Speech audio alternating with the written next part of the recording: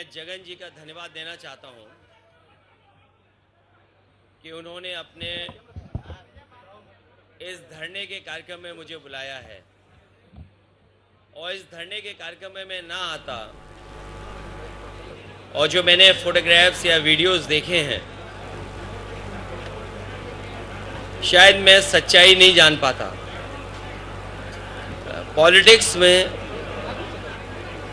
कभी आप सत्ता में रहते हैं, कभी सत्ता से बाहर चले जाते हैं। मैं इतना ही कहना चाहता हूं, ये देख करके जो लोग सरकार में हैं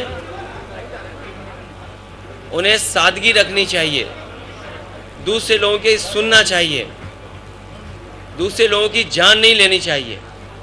जो तस्वीरें और जो वीडियो देखने को मिल रहा है कि जब से सरकार में आए हैं कि उन्होंने दूसरे लोग जो पॉलिटिकल लोग हैं उनके साथ अन्याय करना शुरू किया है। जान लेना, खुली सड़कों पर मारना, उनकी प्रॉपर्टी का नुकसान पहुंचाना और अगर उनसे जुड़े हुए लोग हैं उनके खिलाफ भी कानूनी कार्रवाई करना, झूठे मुकदमे लगाना।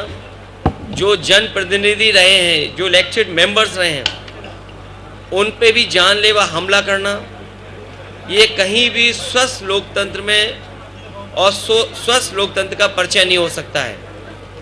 ये सही है कि कल तक जगन जी मुख्यमंत्री थे, आज वो मुख्यमंत्री हैं।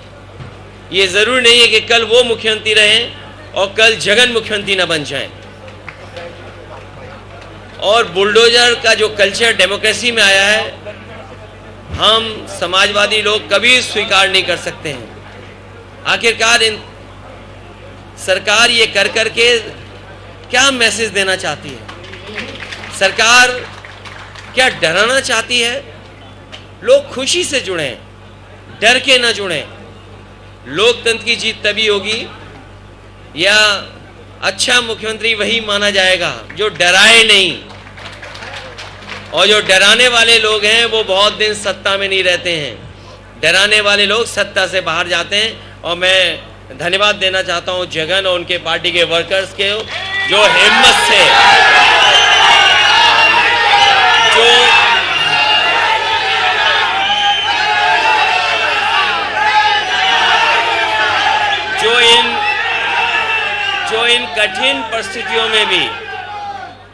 जो इन कठिन परिस्थितियों में भी अपने नेता के साथ हैं।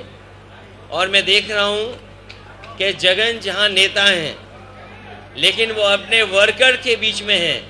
जो नेता वर्कर रहता है वो नेता हमेशा बना रहता है। आज वर्कर्स के लिए लड़ रहे हैं, यही वर्कर्स हैं जो कल आपको लड़ करके वहां पर दोबारा पहुंचाएंगे।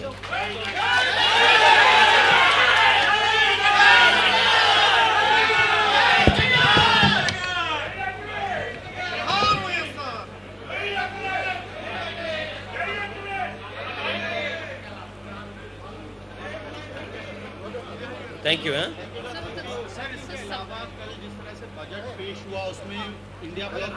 देखिए, बजट पे मैं इसलिए नहीं बोलूँगा, ये जगन जी का मुद्दा है, इसको आपको दिखाना चाहिए, बताना चाहिए कि वर्कर के साथ अन्याय नहीं होना चाहिए। आप किसी की जान ले रहे हैं, किसी की प्रॉपर्टी का आप नुकसान कर दे रहे हैं, बुलडोजर चला रहे हैं। ये तो यूपी में भी हमने देखा है और मैं उस तकलीफ, उस परेशानी को महसूस कर सकता हूँ कि यूपी में भी जब बुलडोजर चलता था और न्याय के लिए जब लोग जाते थे, एक कदम आगे देखा है हम लोगों ने, एक कदम इससे आगे देखा जो फेक इनकाउंटर देखा। और शायद दुनिया में, देश में कहीं किसी ने ऐसा नहीं देखा होगा कि लाइव किसी को मार दिया गया हो।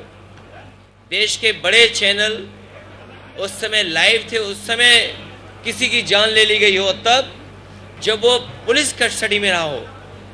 पुलिस कस्टडी में ये हम मानते हैं कि सबसे सुरक्षित जगह होती है। तो मैं महसूस कर सकता हूं कि जिस तरीके से इनके वर्कर के साथ अन्याय हो रहा है, हमने अपने बहुत करीब वर्कर्स को देखा है उत्तर प्रदेश में। ये बात मैं इसलिए कह रहा हूं कि कभी हम 3 लोकसभा के सांसद थे, हम लोग लड़े, सरकार से नहीं झुके। न केवल हम 37 एमपी जीते हैं बल्कि कांग्रेस पार्टी को भी 6 एमपी समाजवादी पार्टी के लोगों ने उत्तर प्रदेश में जिताने का काम किया। तो जनता ये देखती है और जनता अपना मन बदलती है। हो सकता है जनता ने वो बात न समझी हो, लेकिन आज जिस तरह का सरकार का व्यवहार है, कल जगन की पुरानी बातों को वो महसूस करेंगे, पुरानी पॉलिसीज को वो याद करेंगे, पुराने कार्यक्रमों को याद करेंगे, फिर एक बार उनके साथ खड़े दिखेंगे। बीजेपी वहाँ पे पावर में है, तो क्या आप चाहेंगे कि बीजेपी को इस तरह के वायलेंस को कंडेम करना चाहिए?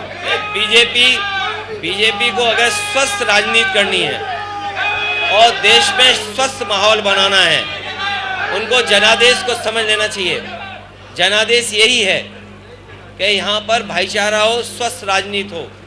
आप देखिए अभी कावड़ को लेकर के क्या किया था सरकार ने, लेकिन सरकार को पीछे हटना पड़ा। जनता स्वीकार नहीं कर रही है, जनता वायलेंस को पसंद नहीं कर सकती, जनता कभी भी नहीं चाहेगी कि एक दूसरे की जान ले कोई। अखिलेश जी, आपने यहाँ पे वीडियोस देखे अभी, और बहुत सारी पार्टियां ऐसी हैं जो आपके साथ हैं, क्या अपील आप उनसे करना चाहेंगे कि वो आके देखें या साथ दें? मैं साथ हूँ, क्योंकि ये देखना ज़रूरी है कि अगर सत्ता परिवर्तन होता है तो क्या अन्याय किस सीमा तक चला जाता है। हमारा इस एग्जीबिशन में आने का मकसद यही है कि कल मुख्यमंत्री जगन थे, आज दूसरे हैं, कल कोई और भी होगा, तो ये वर्कर के साथ अन्याय नहीं करना चाहिए।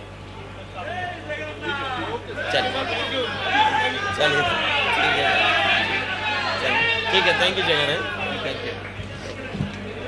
या मैं मिलता हूँ, thank you sir, thank you.